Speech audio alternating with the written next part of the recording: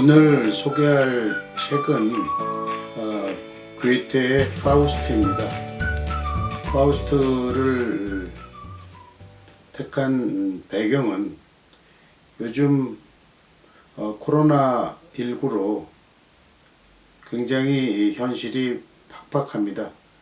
이런 사정에서 과연 우리는 어떤 희망을 또 가져야 할지 이런 것을 한번 생각해 보기 위해서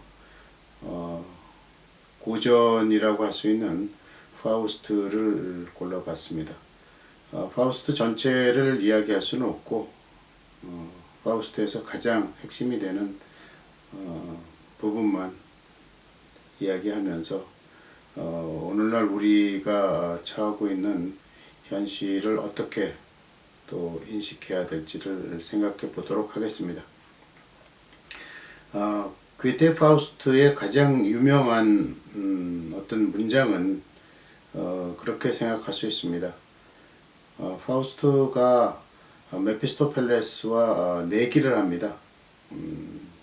파우스트가 자신은 어떤 유혹에도 굴복하지 않을 거라는 자신감을 갖고 메피스토펠레스에게 그가 어떤 순간을 보고 멈추어라, 너 정말 아름답구나 라고 말을 하면 자신의 어떤 영혼을 메피스토에게 주겠다고 약속을 합니다. 그런데 전체 작품으로 보면은 파우스트는 이 내기에서 메피스토펠레스에게 집니다. 파우스트는 어떤 순간에 멈추어라, 너 정말 아름답구나 라고 말을 합니다. 그런데 이 순간은 작품에서 보면은 파우스트 개인의 어떤 욕망이 충족되는 그러한 순간이 아닙니다. 오히려 파우스트가 개인의 어떤 유혹이 아니라, 욕망이 아니라 공적인 자신의 어떤 이상, 이와 같은 것이 실천된다 라고 했을 때 그렇게 이야기합니다. 그래서 그 대목을 읽어보면은 파우스트가 이렇게 말합니다. 지혜의 마지막 결론은 이렇다. 자유도 생명도 날마다 싸워서 얻는 자만이 그것을 누릴 자격이 있는 것이다. 그래서 위험에 처해 있어도 여기에서는 남녀노소가 모두 갑진나날을 보내는 것이다. 나는 이러한 군중을 지켜보며 자유로운 땅에서 자유로운 백성과 살고 싶다. 그러면 그 순간을 향해 이렇게 말해도 좋으리라. 멈추어라. 너 정말 아름답구나. 내가 세상에 남겨놓은 흔적은 영원히 사라지지 않을 것이다. 이같이 드높은 행복을 예감하면서 지금 최고의 순간을 맛보고 있노라. 이렇게 파우스트는 이야기하고 있습니다. 이 사정을 이야기하면 이제 파우스트가 그 황제의 나라로 가서 전쟁에서 전공을 세워서 황제로부터 땅을 하사받게 되는데 그 땅은 땅 위의 땅이 아니라 바닷속의 땅입니다. 그래서 파우스트는 이 바닷속의 땅을 땅 위의 땅으로 만들기 위해서 간척 사업을 합니다. 그래서 옆에 있는 숲에 있는 나무를 베고 또 산을 무너뜨려서 그곳에 땅을 만들기 시작합니다. 굉장한 일종의 지금으로 얘기하면 뭐 SOC 사업가 같은 것입니다.